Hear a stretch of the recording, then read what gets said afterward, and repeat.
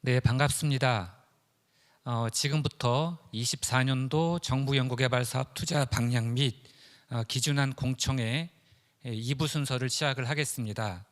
2부 순서는 발표와 심층 토론으로 진행됩니다. 일단 저부터 인사를 드리겠습니다. 저는 공공우주 전문위원회 소관 기술 분야 심층 토론의 사회화 자장을 맡고 있는 공공우주 전문위원회 위원장 신의섭입니다. 위원회에 대해서 그냥 짧게 설명을 드리면 과학기술 자문회의, 이제 심의 회의에 소속되어 있고요. 주로 우주 항공 분야를 포함해서 해양 분야, 그 다음에 건축, 교통 분야까지를 포함하고 있는 위원회라고 이해를 해주시면 되겠습니다. 오늘은 온라인으로 진행을 하게 됩니다. 예년과 마찬가지로 코로나19에 대한 확산 우려도 있고, 그 다음에 이 오늘 공청회 내용에 대해서 전국에 관심이 많은 그 전문가들이 계실 거라고 생각이 들어서 아쉽지만 온라인 형태로 진행을 하게 되었습니다. 그다음에 저를 포함해서 오늘 참석해 주신 분들한테 감사의 말씀을 좀 전달을 하겠습니다. 우주항공 분야 발표를 맡아주신 이광병 위원님, 그다음에 해양 분야 발표를 맡아주신 최상희 위원님, 그리고 건설 교통 분야 발표를 맡아주시고 계신 김창원 위원님께 감사드리고요. 그다음에 직접 오늘 행사를 또 준비하고 여러 가지 자료들을 만들어주신 과기장통부 여러 담당 사무관님들하고 키스텝 담당 관계자들에게 감사의 말씀을 전하겠습니다. 다음은 행사 배경과 진행 순서에 대한 설명입니다. 2부 공청회를 통해서 여러 가지 의견들이 수렴되면 곧 이어서 제가 앞서 말씀드린 심의회의 운영위원회에서 아마 3월 초 정도에서 이제 심의 예정인 24년도 정부 연구개발 투자 방향 및 기준안 중에서 공공우주 전문위원회 소관 기술 분야인 우주항공 해양 분야, 마찬가지로 건설 교통 분야에 대한 투자 방향을 발표하게 됩니다. 세부 내용에 대해서는 관계되어 있는 여러 부처와 출연연 대학 등 관계자 여러 분들의 의견을 듣겠습니다. 발표는 세 분야별로 아마 시간은 대충 10분 이내가 될 것 같습니다. 10분 이내에 대해서 발표를 하겠습니다. 발표 마치면 온라인 게시판과 사전 질문을 받은 내용들이 있습니다. 에 대해서 답변을 병행하는 심층 토론 시간을 진행을 하겠습니다. 시간이 많지 않기 때문에 곧바로 발표자에 대해서 소개를 하겠습니다. 앞서 말씀드린 것처럼 우주, 항공, 해양 분야로 되어 있지만 이 분야는 좀 내용이 많기 때문에 우주, 항공 분야와 해양 분야로 분할해서 발표를 하겠습니다. 먼저 우주항공 발표를 담당해 주신 이광병 위원님은 현재 한화시스템 우주연구소에서 근무를 하고 계시고요. 주로 UAM 분야라든지 레이더 분야에 가장 유명하신 전문가로 보시면 되겠습니다. 혹시 제가 나중에 그 경력이 좀 모자라면 나중에 직접 추가해서 셀프 소개를 해주시면 감사하겠습니다. 마찬가지로 해양 분야를 담당하고 계신 최상희 위원님은 현재 한국해양수상개발원 KMI라고 합니다. 연구 부원장님이십니다. 이 기관이 해양수산 분야에서 경제 정책에 대해서 가장 중요한 연구소로 알고 있는데 오늘은 해당 소위원장 자격으로 발표를 해주십니다. 세 번째 건설교통 분야는 현재 중앙대학교 건축학부 소속이신 김창완 위원님께서 발표를 해주시겠습니다. 워낙에 경력이 많아가지고요. 제가 다 설명을 못 드리겠는데 하나만 딱 말씀드리면 공공기관 경영평가단 평가위원을 역임을 하신 바가 있습니다. 시간이 됐기 때문에 제가 말씀드린 순서대로 진행을 하겠습니다. 첫 번째는 우주항공 분야 발표부터 시작을 하겠습니다. 부탁드리겠습니다. 안녕하십니까. 2024년도 우주 항공 분야 국가연구개발 투자 방향 및 기준안에 대해서 발표드릴 우주항공전문위원회 위원 이광병입니다. 발표는 우주항공 분야의 2024년 주요 정책 목표, 투자 현황 및 시사점, 그리고 투자 방향, 그리고 이제 투자 효율화 방안 순으로 말씀을 드리도록 하겠습니다. 투자 효율화 방안은 해양 분야와 동일해서 제가 선제적으로 먼저 말씀을 드리도록 하겠습니다. 현재 우주 분야에서는 뉴스페이스, 우주 개척 활동 확대 등 세계 우주 경제 시대가 본격화되고 있는 상황입니다. 항공 분야에서도 UAM과 같은 신항공 모빌리티 실현 등 항공산업 활력 제고를 위한 기술 및 산업 혁신이 전 세계적으로 활발하게 진행되고 있는 상황입니다. 이러한 시대적 상황에 대응하고 항공 분야에서의 국가 경쟁력 확보를 위해 분야별로 주요 정책 목표를 수립하였습니다. 먼저 우주 분야에서는 임무 중심 우주 개발 확대 및 민간 생태계 기반 확충을 통한 우주 경제 실현 지원을 주요 정책 목표로 수립하였습니다. 세부적으로는 다양한 우주 임무 수행을 위해 차세대 우주 추진 시스템 개발 및 인공위성, 우주 탐사선 등 주요 전략 기술의 자립화, 고도화 연구 개발의 강화를 통한 우주 전략 기술 고도화를 정책 목표로 수립하였습니다.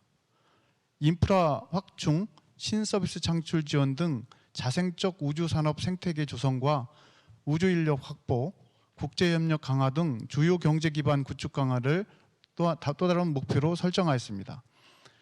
항공 분야에서는 미래 항공 혁신 역량 확충 및 산업 고도화를 통해 항공산업 경쟁력 확보를 정책 목표로 잡았습니다. 세부 목표로는 새로운 항공 모빌리티와 물류에 대한 실현을 위해 기술, 산업 역량 확충과 실용화에 필요한 인증, 공역, 관제, 교통관리 등 제도 및 인프라 구축을 통한 첨단 항공 모빌리티 실현을 또 다른 목표로 잡고 있습니다. 아울러 파급 효과가 큰 핵심 기술의 확보, 그다음에 부품 정비 산업 고도화 등 기술 및 산업 경쟁력의 강화와 항공안전, 보안 등의 역량에 대한 선제적 확충을 통한 항공산업 경쟁력 강화를 정책 목표로 수립하였습니다. 다음으로 우주항공 분야에 대한 투자 현황 및 시사점입니다. 우주 분야는 그동안 정부의 꾸준한 투자와 노력으로 인공위성 분야의 기술력 확보, 독자 발사체 개발 등 가시적 성과를 창출하고 있으며 우주 개발 기본 역량을 확보해 왔습니다. 그러나 공공 중심의 투자에 따라서 공공 위주의 투자로 인해서 민간 산업 생태계 활성화는 미흡한 상황이고 우주 탐사, 대형 발사체 등 첨단 선도 기술 확보도 또한 부족한 상황입니다. 이에 대형 우주 수송 등 전략 분야 기술 역량 확보와 함께 민간 우주 개발 여건 개선 등 자생적 우주 산업 생태계 조성을 위한 투자 강화가 절실히 필요한 상황입니다. 항공 분야에서는 현재 항공 부품, 항공 안전, 인증 등의 기술 개발 등 항공산업 기반을 조성하고 있는데 이 또한 여러 분야에서 국제 경쟁력이 지금 모자란 상황입니다. 신항공 모빌리티 등 신사업 육성을 위해 지속적으로 또한 투자를 진행하고 있는 상황입니다. 그러나 이 또한 낮은 기술 경쟁력, 높은 시장 진입 장벽 등 여러 가지 제약 여건들을 극복할 수 있는 혁신적인 역량은 아직 확보되지 못한 상황입니다. 항공산업 활력 제고를 위한 성과 창출 또한 미흡한 상황으로 저희는 조사되고 있습니다. 새로운 항공 모빌리티 실현을 위해 기술 혁신 및 상용화 기반을 확충하고 파급 효과가 큰 유망 강점 분야를 중심으로 전략적 투자 강화가 필요하다고 판단하고 있습니다. 우주 분야에 대한 2024년 투자 방향입니다. 우주 항공 분야에서는 미래 전략 기술 확보를 위한 투자를 강화하는 한편 산업 생태계 활성화를 위한 인프라 확충 등 기술 역량 여건을 개선하기 위해서 정부에서는 제도, 인프라 등의 기반 확충을, 민간에서는 서비스, 실증, 상용화를 주도하는 형태의 민관 협업, 즉 민관 역할 분담을 통한 미래 선도 기술 확보를 실현하고자 합니다. 우주 분야에서는 우주 전략 기술 고도화와 우주 산업 혁신 역량 확충을 2024년 중점 투자 방향으로 설정했습니다. 우주 전략 기술 고도화와 관련해서는 다양한 우주 수송 체계, 첨단 항법, 관측, 통신 등 우주 전략 기술 고도화 및 활용 서비스 역량 확충에 투자를 확대하고자 합니다. 세부적으로 우주 수송 관련해서는 차세대 발사체 개발과 누리호 신뢰성 강화, 소형 발사체 개발 지원 등 우주 수송 체계 확장 및 고도에 대한 투자를 강화하고, 인공위성과 관련해서는 한국형 위성항법, 초정밀, 고빈도 관측, 광대역, 초공간 통신 등 임무 고도화에 투자하고 다양한 서비스 창출과 활용을 지원할 예정입니다.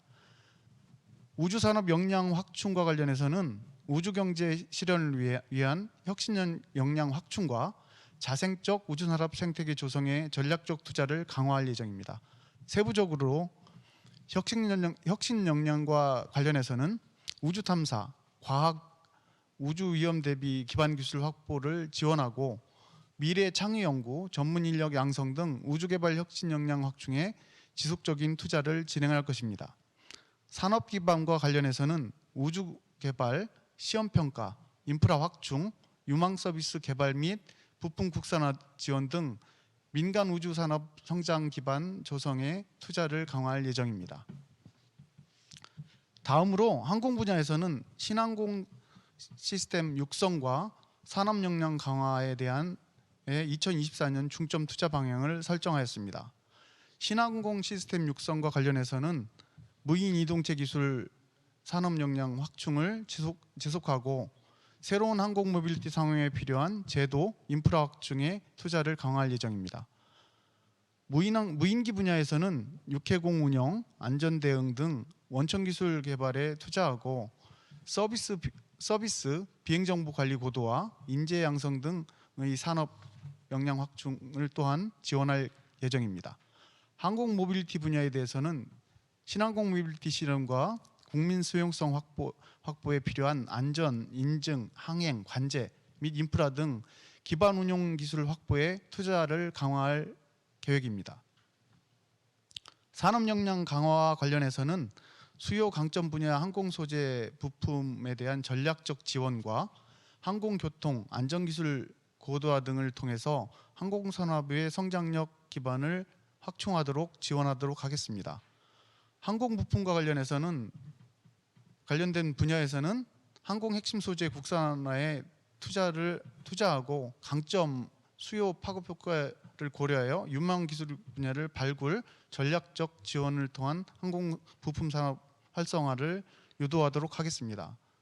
항공 기반 분야에 대해서는 기술 환경 변화를 반영하여 항공안전, 보안, 인증 체계를 고도화하고, 항공기 수리, 정비, 개조 등에 대한 역량 확충을 위한 투자를 강화할 예정입니다. 마지막으로 우주항공, 해양 분야에 대한 투자 효율화 방안입니다. 산업 특성을 고려한 기술 혁신, 성과 확산 전략으로 투자 효율성을 제고하고, 현장 중심 제도 마련으로 산업 생태계 활성화를 통해 현장 중심의 민간 R&D 기반 강화를 이룩하고자 합니다. 민간 역량 확충, 우수성과 창출 확산, 제도 마련 개선 등의 3대 효율화 전략을 수립하였습니다. 첫 번째로 기술 자립 및 산업 성숙 수준을 고려하여 민간 참여 기반 확충 등 분야별 차별화된 혁신 역량 확보 전략 추진을 통해 민간 역량 확충을 추진하고자 합니다. 두 번째로 연구개발 투자의 우수성과 창출 등 효율성 향상을 위해서 R&D 기획의 충실성 강화 및 성과 활용 확산 지원을 통해 우수성과 창출 및 확산을 이룩하고자 합니다.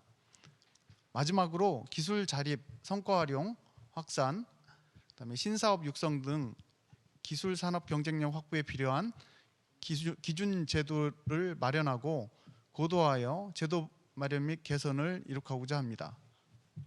이상으로 우주항공 분야 발표를 마치도록 하겠습니다. 감사합니다.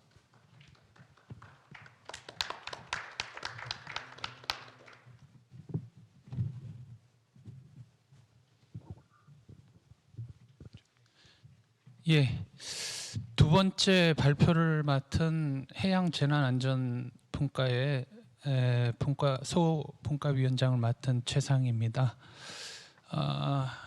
해양 분야의 정책 목표를 말씀을 드리도록 하겠습니다. 우선 해양 분야의 그 미래 전망을 살펴보면요, 글로벌 기후 위기와 4차 산업혁명의 급속한 확산, 이 분야가 해양 분야에서의 아마 현 실태라고 봐주시면 되겠고요. 이에 따라서 우리 이제 탄소 중립의 실현과 그리고 디지털 전환이 굉장히 강조가 되고 있습니다. 따라서 우리 해양 분야에서는 이를 위해서 기술 혁신과 선도적 산업 정책이 미래에는 보다 더 강조될 것으로 그렇게 전망을 하고 있습니다. 저희가 이런 미래 전망을 살펴봤을 때 세부적인 목표로는 크게 두 가지를 잡았는데요. 첫 번째가 해양 산업의 스마트와 디지털합니다. 두 번째로는 친환경 탄소 중립의 역량을 강화하는 것을 목표로 잡고 있는데요. 첫 번째 해양 산업의 스마트 디지털화는 결국에는 해양 분야의 산업 경쟁력 강화가 우리 최종 목표가 될 것이고요. 이를 위해서 빅데이터 그리고 인공지능 이와 같은 ICT 기술 기반의 항만, 해상 물류, 해양 산업의 스마트화 디지털을 이루는 것이 우리의 정책 목표라고 말씀을 드릴 수 있겠고요. 두 번째로서는 친환경 선박과 그리고 항만 개발, 친환경 항만, 해양 신재생 에너지 확보를 통해서 궁극의 해양 분야의 탄소 중립 역량을 강화하고자 함입니다. 더불어서 해안 자원의 기술과 시장 선점을 통해서 국제 경쟁력을 확보하고자 합니다. 두 번째로 투자 현황과 시사점을 말씀을 드리겠는데요. 투자 현황을 살펴보면요, 해양 분야의 정부 R&D 규모가 증가 추세에 있긴 합니다. 하지만 그렇게 이렇게 급격한 확대는 아니고요. 약간 소폭의 증가 추세가 있습니다만 여전히 선도국과의 격차가 심화되고 있고요. 기초연구와 인프라 사업에 편중돼 있어서 보다 해양 산업에 치중돼야 되지 않을까라는 생각이 들긴 합니다. 친환경 스마트 선박 기술 수준이 현재 과거에도 그렇고 현재도 최고 선도국 대비 약 80% 수준에 머무르고 있는 것이 좀 안타까울 따름이고요. 이러한 상황을 봤을 때 시사점으로는 친환경 스마트 선박 등 해양 R&D 투자 규모가 증가를 하고 있습니다만 여전히 그 격차를 좁히지 못하고 있다라는 부분이 굉장히 좀 안타까운 부분이라고 말씀을 드릴 수 있겠습니다. 따라서 이러한 기술 격차의 해소의 필요성이 굉장히 높은데요. 기술 격차와 이 국제적인 경쟁력 확보를 위해서는 저희가 도전적 목표를 설정을 해야 될 것 같습니다. 도전적 목표를 설정하기 위해서 공모 사업 등과 같은 다양한 형태의 투자 방식 모색이 필요한 것으로 보입니다. 마지막으로 24년도 투자 방향에 대해서 말씀을 드리도록 하겠습니다. 앞에서 말씀드린 정책 목표 달성을 위해서 24년도의 투자 방향을 해양 산업의 지능화 효율화 추진과 탄소 중립 해양 자원의 개발 역량 강화를 투자 방향으로 설정을 했습니다. 우선 해양 디지털 전환 측면에서는 빅데이터, 인공지능 기반의 해양수산 디지털 전환이 필수적이고요. 이를 통해서 해양의 전반적인 산업의 지능화 효율화를 추진하도록 하겠습니다. 가장 대표적인 것으로서는 스마트 항만과 스마트 해상 물류 체계를 들 수 있겠는데요. 스마트 항만의 경우에는 항만 내에 선박의 도선 계류의 자동화, 현재까지는 없었죠. 이런 도선 계류의 자동화와 물류 전처리 과정에 자동화 핵심 기술을 개발하는 부분과 그리고 향후 진해 신항만에 건설될 우리의 스마트 항만을 조성하는 것을 지원하는 것을 투자 방향으로 잡았고요. 스마트 해상물류 측면에서는 자율운항 선박 여전히 이제 기술 개발 초입에 있습니다만 자율운항 선박 기술과 그 독자적인 우리만의 항법 시스템을 개발해서 보다 효율적으로 미래를 대비하는 스마트 해상 물류 체계의 구축을 지원하도록 하겠습니다. 탄소 중립 해양 자원 부분에 있어서는요. 기후 대응을 넘어서 기후 위기의 시대가 오겠습니다. 이를 위해 친환경 저탄소 핵심 기술 확보를 추진을 하고요. 해양 자원 또한 기술 시장 선도염을 위한 투자를 확대하는 것을 방향으로 잡았습니다. 특히나 앞으로 보다 더 강조될 해양 탄소의 저감 부분, 신규 탄소 흡수원을 발굴하고 해양 재생 에너지를 확대하고 그리고 선박의 핵심 기술 측면에 있어서는 저탄소 고부가가치를 지향하도록 하겠습니다. 해양 자원 탐사 측면에 있어서는 극지, 심해, 대양과 같은 해양 공간을 대상으로 해서 극한 환경을 극복하는 첨단화된 무인 스마트 관측과 이와 관련된 탐사 기술을 확보를 하고요. 그리고 극한 환경에서의 공간 창출 기술 개발을 핵심 키워드로 잡아서 24년도에 총 투자 방향으로 저희가 설정을 했습니다. 예, 이상 발표를 마치도록 하겠습니다.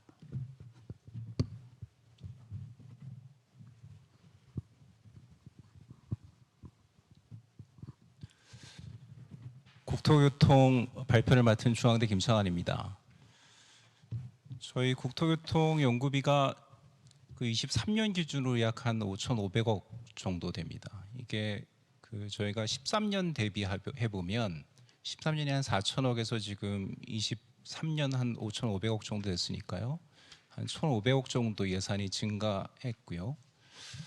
여러 가지 이제 그 관련돼 있는 분야의 집중 투자에 따라서 기술 수준도 13년 선진국 대비 기술 수준이 75%였는데 21년도 기준으로 보면 한 85%까지 상승했습니다.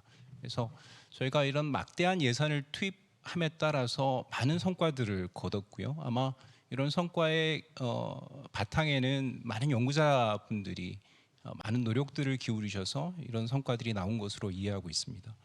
다만 이제 이런 성과에도 불구하고 최근 들어서 국토교통 R&D의 성과 확산 부분이나 또는 이런 연구의 성과가 직접 산업계에 연계돼서 산업계의 발전에 기여하는 부분이 부족하다라는 지적도 있는 것이 사실입니다. 그래서 오늘 말씀드릴 내용, 그러니까 투자 효율화 방안은 이런 저희의 내부적 성찰들을 바탕으로 향후에 어떻게 연구를 조금 더 효율화해서 저희가 이번 정부에서 추진하고 있는 민간 협업과 또 민간 분야의 생태계 육성 부분에 저희가 연구 개발이 어떤 기여를 할지에 대한 고민을 바탕으로 이 투자 효율화 방안을 설정했다라는 것을 말씀을 드립니다.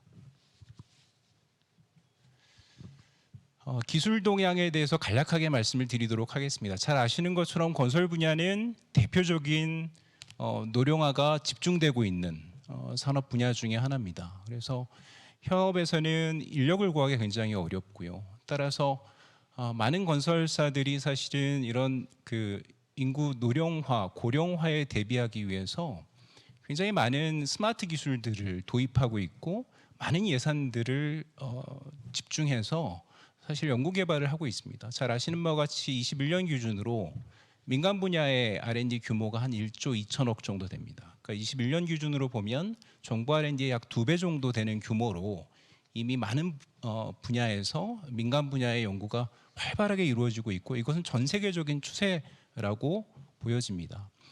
또한 교통 분야는 잘 아시는 것처럼 미래 핵심 성장 동력입니다. 그래서 교통 분야 특히 이제 UAM이나 완전 자율주행 등 이런 미래 핵심 성장 동력으로서 부상하고 있어서 이와 관련되어 있는 다양한 민간 분야에서의 투자가 이루어지고 있습니다. 이에 따라서 정책 목표를 다음과 같이 설정하였습니다. 국토 분야는 디지털 스마트화라는 키워드를 중심으로 해서 디지털 국토 공간 및 스마트 친환경 도시 조성, 스마트 건설 등 국민 편의와 안전성 향상을 위한 디지털화 첨단화에 정책 목표를 두었습니다. 미래형 모빌리티 분야는 모빌리티 혁명의 일상 구현과 글로벌 선도를 위해 인프라 및 기술 개발 확대, 규제 개선 및 실증 지원에 정책 목표를 두었습니다. 앞서 말씀드린 것처럼 전체 예산은 다소 앞서 말씀드린 것처럼 한 1,500억 정도, 한 10년 정도의 기간을 놓고 봤을 때 한 1,000억 정도가 상승했습니다만 정부 전체 R&D 비중을 놓고 보면 19년도 1.9%에서 23년도 1.3%로 오히려 축소됐습니다.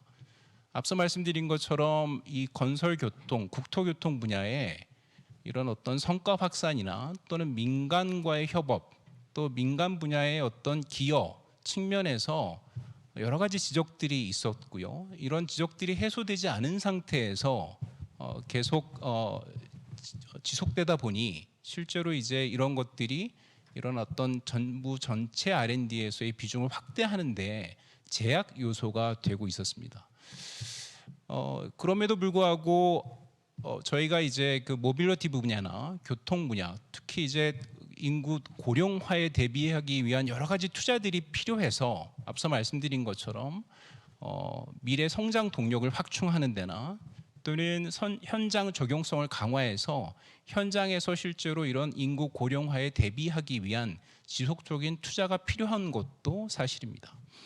각 분야에 대해서 조금 더 구체적으로 설명드리면 국토 공간 분야에서는 디지털 국토 공간 구축, 활용, 특히 뭐 해외의 여러 가지 이제 스마트 시티 개발 사업에 저희가 참여가 필요한데 이 관련되어 있는 스마트 시티 등 미래형 도시 구현 그리고 스마트 건설 및 안전 유지 관리 등 건설 산업 전체적인 경쟁력을 강화하는 데 집중 투자하고 있습니다.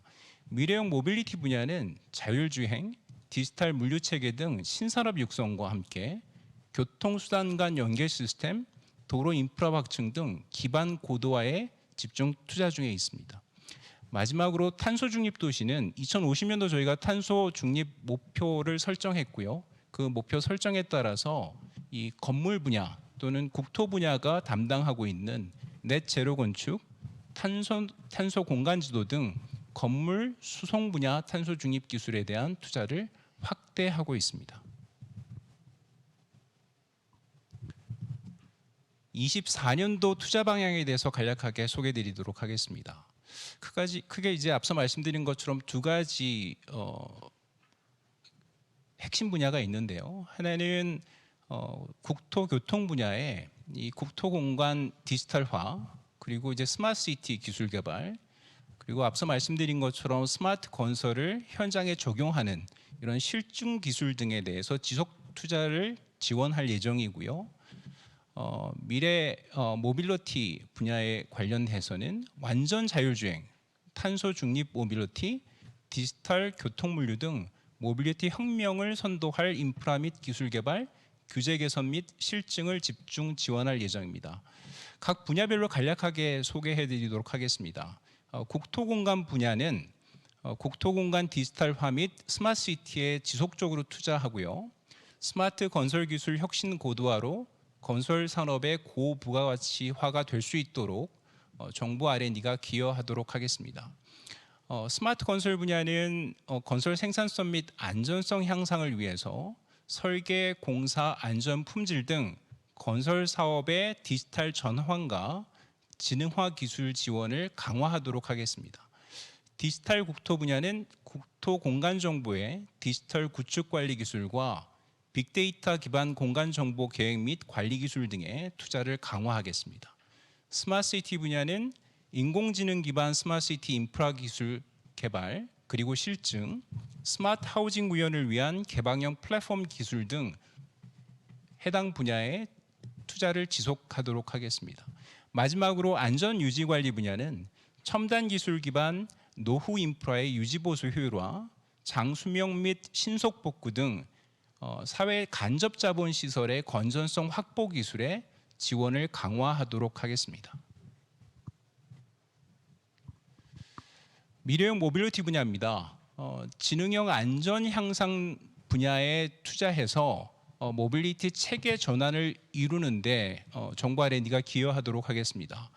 자율주행 분야는 완전 자율주행 기술 확보를 목표로 도로교통 융합 신기술, 자율주행 테스트 및 실증, 공공 서비스 개발 등 해당 분야에 집중 지원하겠습니다. 도로 인프라 분야는 트램, 경절청 등 교통체계 다양화를 위한 기술 개발을 지원하겠습니다.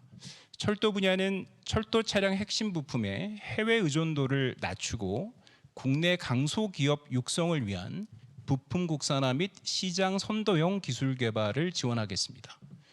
디지털 물류 체계는 도시 공동 생활 물류 및 스마트 배송 기술 개발과 물류 디지털 정보 통합 관리 플랫폼 구축 및 표준화 실증 등을 지원하겠습니다. 마지막으로 안전 유지 관리 분야는 국민의 안전을 위해 첨단 기술, 디지털 정보 융합 서비스 제공 기술 등을 활용해서 안전 유지 관리 서비스 기술에 지속 투자하겠습니다. 마지막으로 탄소 중립 도시입니다. 탄소 중립과 연계해서 효율적 국토 이용 및 도시 계획이 가능하도록 정부 R&D를 투자하겠습니다. 세부 분야를 말씀을 드리면 넷제로 건축과 관련돼서는 탄소 중립 건축 산업 생태계 전환을 위해서 제로 에너지 건축물 구현, 자재 모듈 건축물 일체화 기술 개발 등의 해당 분야에 지원하겠습니다. 친환경 수송 분야는 수송 부분 탄소 감축을 위한 모니터링 표준 플랫폼 기술 개발, 친환경 자동차 성능 평가 기술 개발 등을 지원하겠습니다. 마지막으로 도시계획 분야는 도시 유형별 탄소 배출 원인 분석 평가를 기반으로 설계와 실현 기술을 개발해서 한국형 탄소 중립 도시 모델을 실증하는 데 지원하겠습니다. 마지막으로 투자 효율화 방향입니다. 잘 아시는 것처럼 국토교통 분야는 수요처가 아주 명확합니다. 민간 기업 또는 공공기관이 대부분 국토교통 분야의 수요처입니다. 따라서 대부분의 연구가 실용화 연구이고요. 따라서 이 실용화 연구의 비중이 매우 높습니다. 근데 실용화 연구의 비중이 매우 높은데도 불구하고 앞서 말씀드린 것처럼 연구 성과가 실제로 공공기관이나 또는 민간 기업에서 활용성이 낮다라는 지적들이 많이 있었습니다. 그래서 이런 지적들을 바탕으로 해서 투자 효율화 방안을 설정하였습니다. 첫 번째로는 수요 중심 실용화 연구를 통한 연구 성과 확산입니다.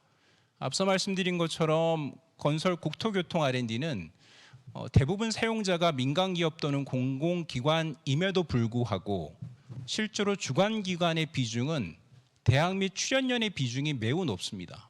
그리고 실제 사용자 수요처는 단순 참여 형태의 연구 참여가 이루어지고 있는 것이 현실입니다. 이러한 상황들을 고려해서 보다 사용자의 적극적인 의견 수렴이 필요하다라는 의견을 많이 제시를 했었고요. 따라서 24년도 저희 연구개발 관련돼서 예산 심의 과정에서는 사용자의 적극적인 의견 수렴을 통해서 그런 의견 수렴을 바탕으로 해서 연구 기획이 이루어지기를 바라며 또한 이런 기획 등을 통해서 궁극적으로는 사용자가 원하는 수요처가 원하는 연구개발이 이루어져서 성과 확산까지 연계되기를 바랍니다. 따라서 투자 효율화 방안에서 앞서 말씀드린 것처럼 수요처 기반의 연구의 기획 그리고 연구의 수행 그리고 성과 확산까지 연계되는 방향을 제시하였습니다. 조금 더 구체적으로 말씀드리면 제안 요청서 내에서 성과 목표 수치를 구체화한다는 등 사용자의 요구를 사항을 조금 더 명확하게 하는 것을 요구하고 있고요. 앞서 말씀드린 것처럼 공공기관 또 민간 수요처 그리고 지자체의 결과 활용 계획 점검을 통해서 기존 진행하고 있는 연구라고 하더라도 성과 확산이 잘 이루어지도록 투자 방향을 설정하였습니다. 마지막으로 활용 가능성을 고려한 디지털 전환입니다. 최근 들어서 디지털 국토교통 분야의 디지털 전환이 화두인데요. 그래서 그 연구 내용들을 살펴보면 디지털 전환과 관련되어 있는 연구 내용들이 굉장히 많습니다. 다만 이런 디지털 전환과 관련돼서 사실은 과연 이런 정보들이 취합 가능한 것인지, 다시 말씀드리면 개인 정보와 관련성이 낮고 또 그런 낮은 관련성을 갖고 있는 데이터만 저희가 그 연구 개발에서 활용할 수 있을 텐데, 과연 이런 비식별화 관련되어 있는 그 내용들이 충분히 담겨 있는지를 저희가 검토하고, 그런 해당 사업들에 대해서 명확한 가이드라인을 제시함으로써 연구 결과가 최종 성과 확산에 연결될 수 있도록 충분하게 검토하도록 하겠습니다. 마지막으로 사업단별 민간 데이터 구매 외에 빅데이터 센터 등을 통한 데이터 확보로 활용도를 향상하는 것도 충분히 반영하도록 하겠습니다. 네, 이상입니다. 네, 발표 감사드립니다. 제가 모두의 저희 위원회의 어떤 범위를 말씀드렸지만 육해공이 다 포함되어 있거든요. 오늘은 물론 이제 반대로 했습니다. 우주부터 항공으로 내려오고 이제 바다에 들어갔다가 육지라고 할 수 있는 국토, 건설, 교통 내용도 상당히 광범위했고요. 저희가 총 예산 관점에서 말씀드리면은 1조 한 8천억 정도이고 사업 개수는 한 280개 정도의 내용을 이렇게 압축해서 이렇게 발표하다 보니까 잘 전달된 부분도 있고 좀 설명이 통해서 좀 덜 전달된 부분도 있는 것 같습니다. 따라서 다음 순서로 저희가 이제 질문과 이제 토론 시간을 갖도록 하겠습니다. 지금이 대략 36분이기 때문에요. 한 20분 내외 시간이 있습니다. 그다음에 제가 토론에 들어가기 전에 어쨌든 세 개의 발표의 어떤 공통적인 키워드를 제가 좀 메모를 해봤습니다. 5개 메모가 됐는데요. 스마트하고 디지털, 그다음에 친환경, 그다음에 저희가 이제 국가 예산이기 때문에 수요자 중심으로 하자, 그다음에 산업화, 이런 5개의 키워드가 있었다라는 것도 위원님들이 같이 저희가 인지하고 있는 상태가 되겠습니다. 질문 토론은요, 저희가 이 온라인을 통해서 사전에 받은 질문들도 있고 지금 실시간으로 진행되면서 올라오는 질문들도 있습니다. 그래서 일단 그 실시간으로 올라온 질문은 저희 시간 관계상 다 반영할 수는 없다라는 점도 양해해 주시면 좋겠습니다. 그럼 일단 좀 질의응답 토론 좀 편안하게 이렇게 해주시면 좋을 것 같습니다. 제가 본 분야에 상관없이 나와 있는 안건 질문 위주로 제가 좀 불러드리고요. 담당 위원님께서 평소 생각하고 계신 내용들을 답변해 주시면 좋고요. 그다음에 우주항공 같은 경우는 제가 좀 또 애드립을 통해서 추가할 수 있는 부분이 있다면 보충하도록 하겠습니다. 첫 번째 질문은 우주항공 분야가 되겠습니다. 아까 제가 말씀드린 것처럼 이광병 위원님 전문 분야라고 볼 수 있는데요. 일단 도심 항공교통, 그래서 약칭 UAM이라고 하죠.에 대한 질문입니다. UAM 서비스를 국민들이 이용할 수 있는 시기가 대충 언제로 예상할 수 있을까요? 그리고 정부 관점에서, 정부 차원에서는 UAM 구축에 있어서 어떤 역할, 어떤 예산 투입을 해야 되는지에 대해서 나온 질문입니다. 네, 답변 부탁드리겠습니다. 네, 해당 질문에 대해서 답변을 드리겠습니다. 현재 UAM 관련해서는 정부는 이제 2025년에 UAM 상용화를 목표로 연구개발과 투자를 진행 중에 있습니다. 실제 이 기술과 산업 역량 확보에는 우리나라뿐만 아니라 해외의 역량, 그러니까 글로벌한 협력이 또한 필요한 상황입니다. 그래서 일반인들이 자유롭게 탈 수 있는 시기는 아마도 한 2028년 정도가 되지 않을까라고 예측을 하고 있습니다. 구체적인 계획과 예상 일정은 국토부에서 발표한 제3차 항공정책 기본계획, 그다음에 항공산업 발전 기본계획, 그다음에 KUAM 로드맵 등을 통해서 여러분들도 직접 확인하실 수 있습니다. 이거는 인터넷에 공유돼 있기 때문에 그런 부분 활용을 하시면 될 것 같고요. 그다음에 이제 투자에 대해서는 일단은 이 UAM이라는 새로운 형태의 항공 서비스 실현을 위해서는 우리가 중점을 두고 지금 지원할 분야는 모든 분야에 대한 기술 개발을 다 지원할 수는 없습니다. 항공이 완전히 새로운 서비스기 때문에 새로운 기체와 새로운 서비스를 필요로 하기 때문에 그래서 우리가 강점을 가질 수 있는 분야를 발굴하고 그 분야에 대해서 집중 투자를 할 예정입니다. 무엇보다 중요한 키워드는 우리가 이제 항공사업 분야는 글로벌 경쟁력을 가질 수 있어야 그 시장에서 살아남을 수 있는데 그게 이제 우리나라에 국한되는 게 아니라 전 세계 시장을 타겟으로 해야 될 거라고 예상을 하고 있습니다. 또한 이제 물론 이 UAM이 날아다니기 위해서는 국가가 기본적으로 확충해야 될 시설들이 있습니다. 그 부분이 뭐 공역, 그다음에 관제, 교통 관리, 그다음에 뭐 항공 보안, 뭐 인증도 뭐 기체 인증부터 운항 인증 여러 가지가 있는데 이런 제도 인프라의 구축을 위한 R&D는 또한 지속적으로 저희가 투자하고 그 구축을 지원할 예정입니다. 네, 그 UAM 분야가 어쨌든 그 정부뿐만 아니라 민간에서도 아주 핫 이슈고요. 그다음에 정부 차원에서도 다부처 여러 부처가 하고 있습니다. 그래서 말씀해주신 것처럼 그 각 부처별로 UAM 또 이제 항공 분야 크게 보면 항공 분야에 대해서 각종 기본 계획들이 나와 있거든요. 거기에 상세한 내용이 아마 있을 거고요. 그다음에 아까 제가 말씀드린 것처럼 저희 사업에도 요 UAM에 관련된 사업들이 꽤 많아요. 개수가 나중에 저희가 예산 심의할 때 집중적으로 잘 검토하고 좋은 결과 있었으면 좋겠습니다. 네, 사실 너무 활성화가 돼서 국가심 입장에서는 굉장히 부담스럽습니다. 왜냐하면 중복성도 워낙 많아서 사실 뭐 아이디어들은 되게 많은데 그런 부분이 상당 부분 서로 중복되기 때문에 저희로서는 이제 그런 부분을 잘 가려내고 또 이렇게 교통 정리하는 게 굉장히 쉽지 않은 일입니다. 하여튼 많은 관심을 가져주셔서 감사드립니다.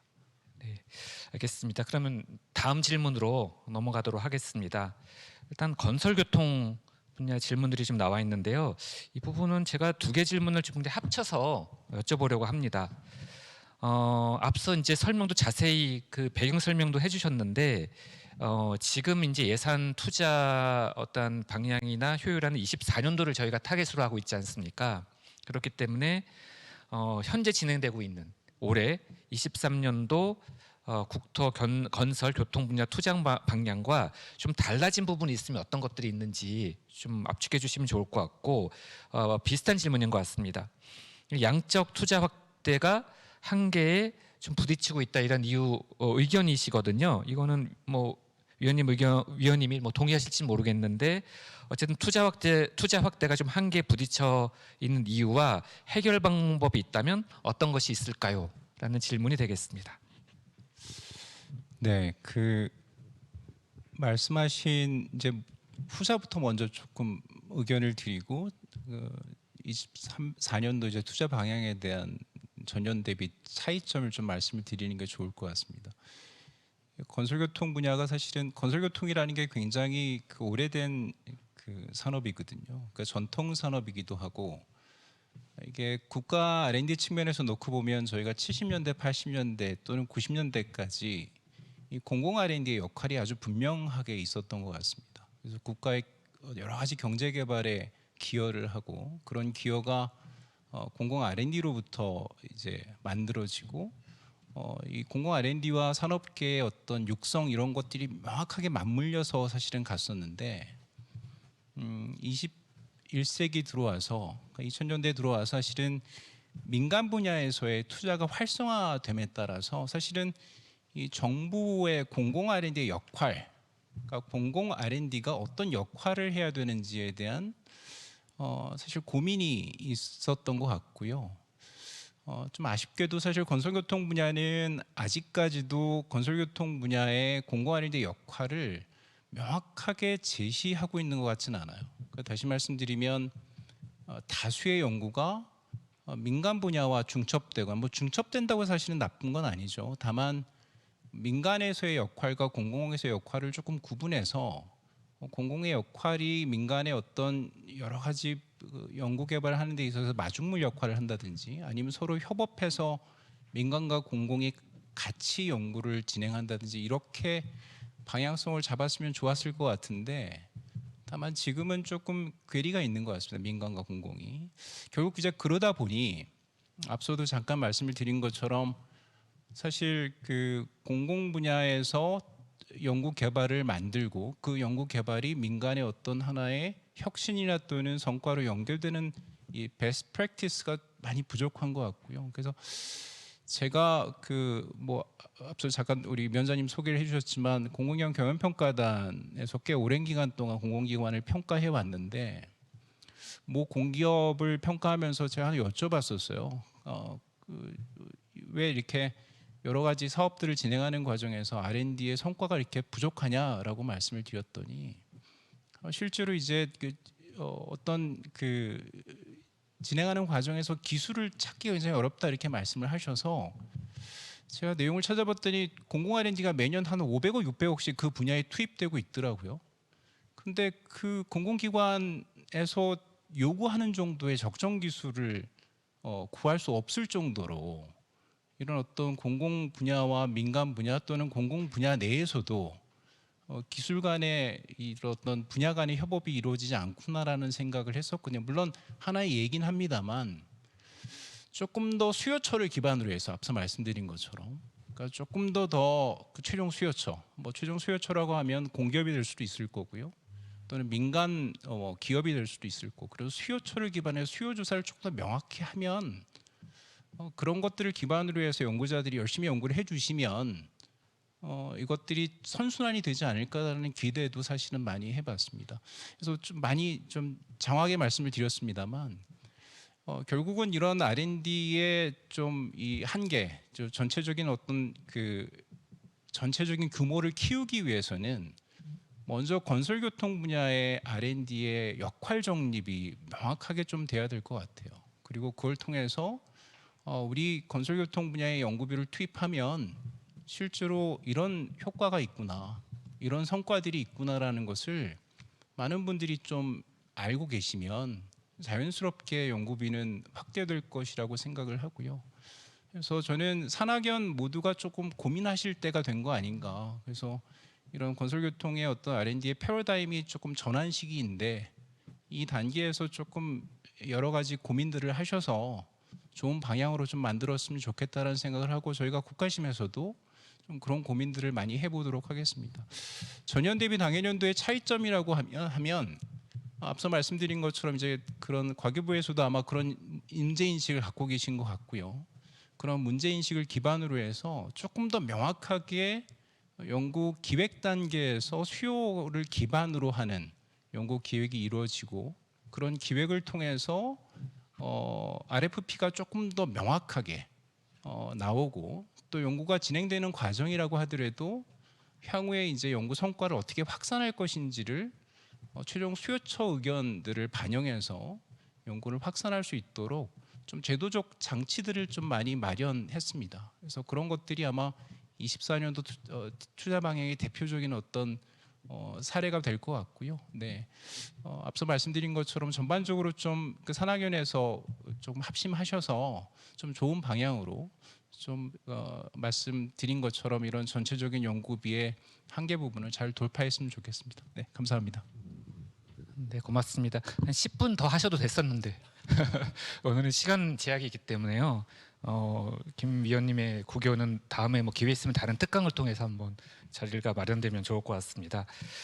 다음은 해양 분야로 넘어가겠습니다. 해양 분야도 뭐 질문들이 여러 개 있는데요. 이 부분도 아마 그 최 위원님의 전문 분야로 제가 알고 있는데 항만 물류 체계에 대해서 질문을 좀 드리겠습니다. 질문이 와 있습니다. 항만 물류 체계 선진화를 위해서 정부 R&D 투자 방향은 어떻게 하면 좋겠습니까?라는 질문이 되겠습니다. 답변 부탁드리겠습니다. 예, 아무래도 그 24년도, 23년도에도 그랬지만 24년도에 특히나 우리 저희 작년 올해 가장 핫 이슈가 저희가 코로나19 그다음에 이로 인한 수요 폭증 그리고 러시아 우크라이나 전쟁 이와 같은 아마 글로벌 환경 변화의 정세가 굉장히 심각해졌고요. 이로 인한 글로벌 공급망에 굉장히 큰 타격이 왔었습니다. 이 글로벌 공급망의 타격 자체가 이제 결국에는 전 세계의 인플레이션을 유발을 하게 된 부분이고요.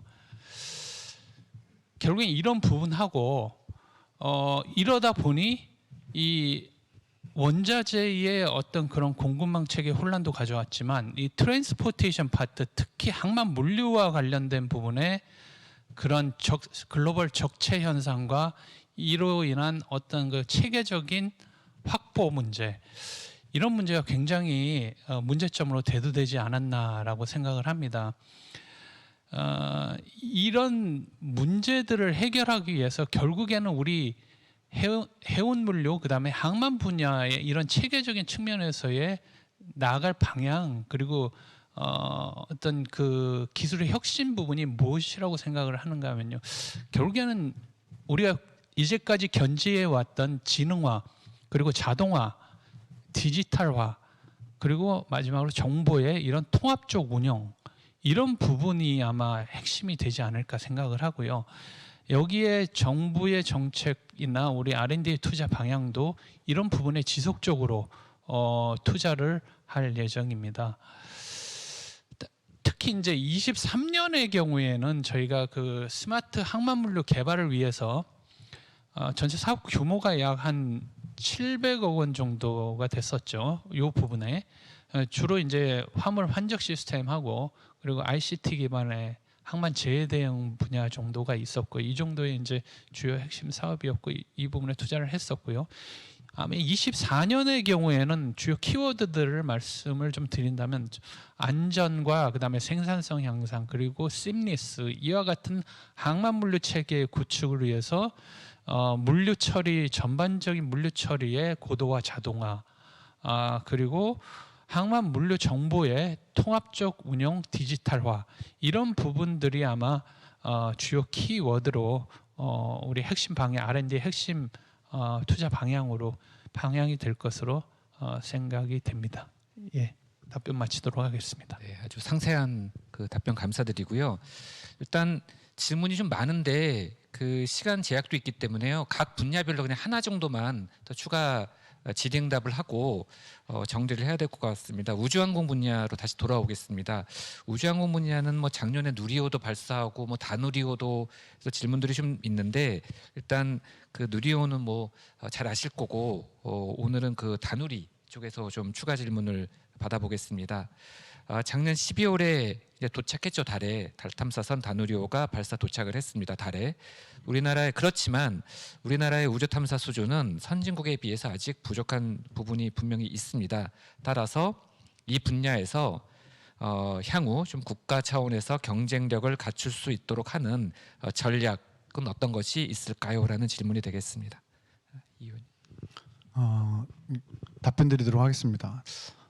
우주 및 항공 분야 기술 개발은 그 국가 지원 없이는 어떤 진입과 경쟁력 확보가 불가능한 대표적인 영역 중에 하나입니다. 우리나라도 지난 한 30여 년 동안 위성, 발사체 기술 확보 등을 위해서 정부가 지속적으로 엄청난 예산을 투입하면서 진행해 왔습니다.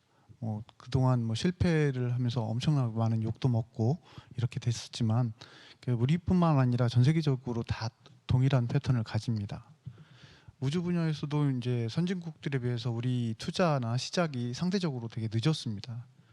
이런 상황에서도 국가가 이렇게 지속적으로 아무리 욕을 먹더라도 계속 킵고잉 하고 이런 정책 덕분에 이제 현재 다누리 같은 이런 성과들을 우리가 창출해내고 있다고 판단을 합니다. 이러한 근간으로 이제 앞으로도 우주 분야에 대한 투자는 지속적으로 적극적으로 이제 추진이 될 예정이고, 현 정부에서는 더더욱 더 확대를 이제 투자를 확대해 나갈 예정입니다. 단 이제 이 전체 글로벌 트렌드가 이제 뉴스페이스라는 경제성에 되게 이제 포커싱돼 있는 이런 상황이기 때문에, 그런 부분을 좀 더 강화해서 효율화하는 방안으로 이제 우리 경쟁력을 강화할 수 있는 분야를 발굴하고 집중 투자할 전략을 가지고 있습니다. 특히 이제 우주 분야가 이제 정부 지원도 있지만 민간 분야의 진입들이 되게 이제 활성화되고 있어서 다들 아시겠지만 스페이스X니 오네비니 여러 그 민간 기업들이 우주 분야에 적극적으로 지금 이제 참여를 하고 있고, 특히 우주 자원 개발 등 이제 미래 분야에 대한 그런 부분에서도 적극적으로 참여하고 있기 때문에 정부에서도 이제 그런 민간 분야 경쟁력 확보를 위한 그 연구개발 투자에도 투자를 확대할 것으로 예상하고 있습니다. 이상입니다. 네, 그 달 탐사는 저도 요거 점검평가단 또 담당 위원장이라서 추가로 좀 그 정보를 제공을 하면 잘 도착을 했는데 사업이라는 거는 또 명암이 있거든요. 그래서 올해 상반기에 최종 평가가 있습니다. 이때 제가 이제 생각하는 거는 다음에 이어질 수 있는 부분을 좀 발굴을 해서 차기는 대략 32년에 달 착륙을 할 또 사업이 지금 예타로 진행되고 있습니다. 그래서 차기 사업에 잘 연결될 수 있는 부분에 포인트를 좀 두고 있고요. 개인적으로는 예타가 잘 예타라는 게 이제 여러 가지 과정이 있지 않습니까? 잘 살아남아서 저희 위원회 예산이 좀 이렇게 검토 시기가 들어왔으면 아마 저희뿐만 아니라 전체 국민들도 재밌어하는 좋아하는 그러한 성과로 이어지지 않을까 생각을 합니다. 제 사견까지 덧붙여서 말씀드렸고요. 해양 분야의 이제 오늘의 마지막 질문이 되겠습니다. 해양환경 쪽에서 해양수산 쪽에서도요. 극히 최근에 제2차 해양수산과학기술 기본계획인가요가 어쨌든 심의가 됐습니다. 그래서 여기에 브루 이코노미 이러한 좋은 말들도 들어가 있고 해서 여기에 관련된 내용으로 제가 보기에는 보입니다. 그래서 질문은 해양 환경에 위협을 미치는 해양 플라스틱 쓰레기 문제에 대응하기 위해서 마찬가지로 정부 R&D 투자 방향은 어떤 것이 있습니까? 라는 질문이 되겠습니다. 예. 우리나라 플라스틱 문제 굉장히 심각하죠. 아마 제가 알기로는 연간 한 1,000만 톤 정도가 뭐 육상에서 우리나라 전체에서 플라스틱이 이제 발생이 된다라고 알고 있고요. 뭐 그에 비하면 좀 적은 양이긴 하지만 연간 우리나라의 그 해양 쓰레기가 한 14만 5천 톤 정도 됩니다. 그 이 중에 육상에서 이제 기인하는 게 한 9만 톤 정도가 기인을 하게 되는데요. 이 전체 해양 쓰레기 중에서도 80% 정도가 약 11만 톤 정도죠. 이게 플라스틱 쓰레기입니다. 해양 플라스틱 쓰레기.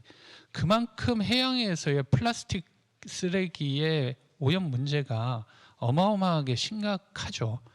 결국에는 이 문제는 우리가 기술 개발로서 해결을 해야 되고, 기술 개발과 더불어서 적극적인 정책 사업을 통해서 반드시 해결을 해야 될 문제입니다. 이게 해가 가면 갈수록 그 양 자체는 어마어마하게 증가할 것 같고요.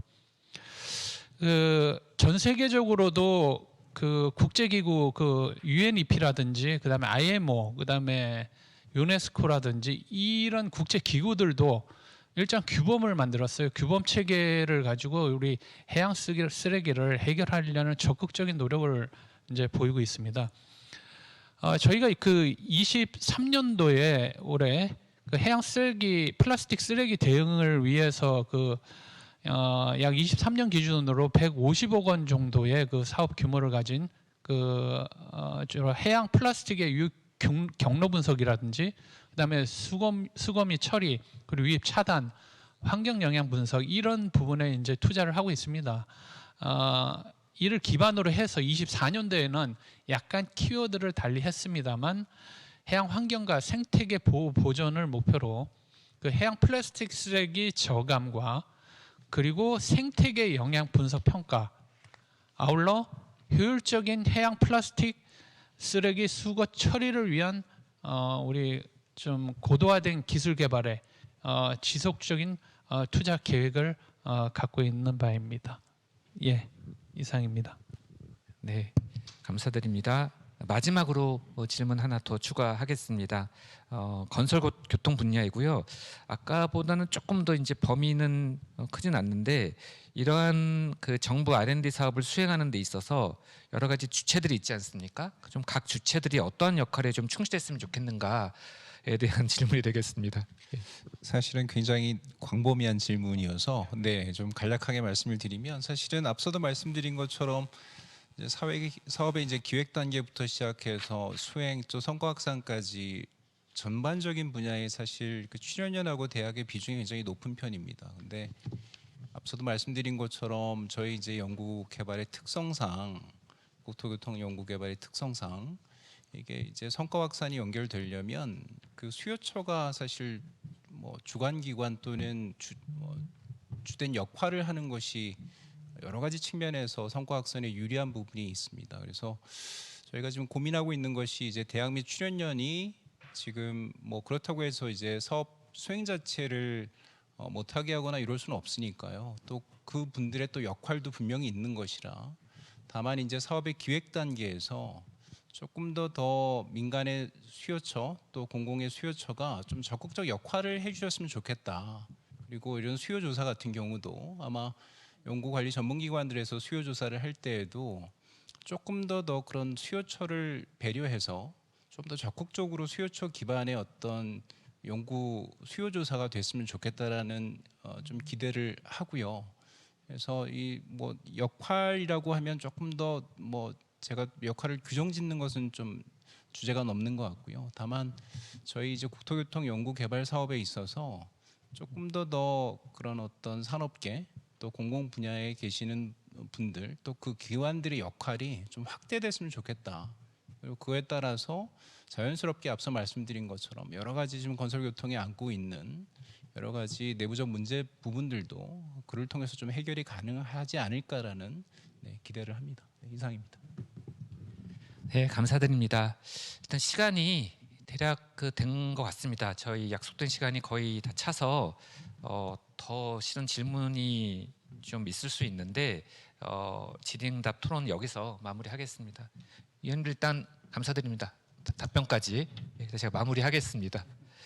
일단 전체적으로 제가 아까 뭐 육해공이다 이런 비유를 썼지만 오늘 논의된 어떠한 사업의 범위는 어떤 결국은 다 이제 어쨌든 국민을 위한 사업이고 뭐 예산이긴 한데 저희는 어쨌든 어떤 연구자 개인을 위한 연구라기보다는 이 수혜자가 대부분 어떤 국가라든지 국민이라든지 또는 더 넓게 보면 뭐 전지구 차원에서 여러 가지 영향을 미치는 그런 내용들이 많이 포함이 되어 있습니다. 따라서 다른 이제 분야의 연구 예산도 매우 중요하지만 저희는 더더욱 이 국가 차원에서 예산을 진짜 확대도 해야 되겠지만 각 분야별로 해야 되는 사업들이 많거든요. 수요도 많고 해야 되겠지만 이와 동시에 상당한 수준의 어떤 뭐 절약이죠. 말은 이제 효율화인데 효율화 부분에 대해서도 좀 기준을 확실히 세워가지고 각 세부 과제나 어떤 사업별로 잘 들여다봐야겠다라는 생각이 듭니다. 그래서 이 공청회를 시작해서 올해 예산 일정들이 일종의 뭐 스타트했다라고 보시면 되겠습니다.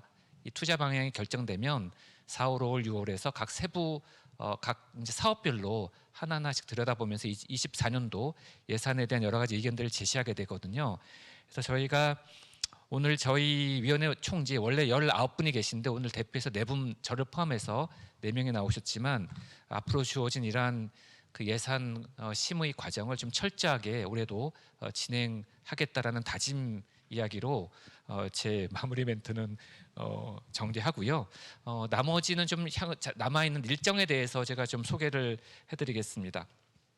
앞서 모두에 말씀드린 것처럼 현재 주신 의견, 그다음에 온라인은 이번 주 금요일까지 열려 있습니다. 금요일 점심 12시까지 열려 있기 때문에 저희가 좀 답변이 미진했거나 추가적으로 어떤 궁금하신 사항, 질문, 건의사항이 있으시면 적극적으로 온라인을 통해서 전달해 주시면 되겠습니다. 이러한 상황들을 바탕으로 해서 3월 초나 중순 정도에 24년도 정부 연구개발 투자 방향 및 기준안이 수정될 것으로 수정되고 안건이 상정될 것으로 보입니다. 마지막으로 어쨌든 온라인으로 해서 저희도 좀 익숙한 환경은 아니었는데요. 마지막까지 시청해 주신 여러분들에게 감사의 말씀을 드리겠습니다. 그래서 여기서 오늘 일정을 다 마무리하고 다시 한번 감사의 말씀을 드리겠습니다. 수고하셨습니다. 위원님들 수고하셨습니다. 감사합니다.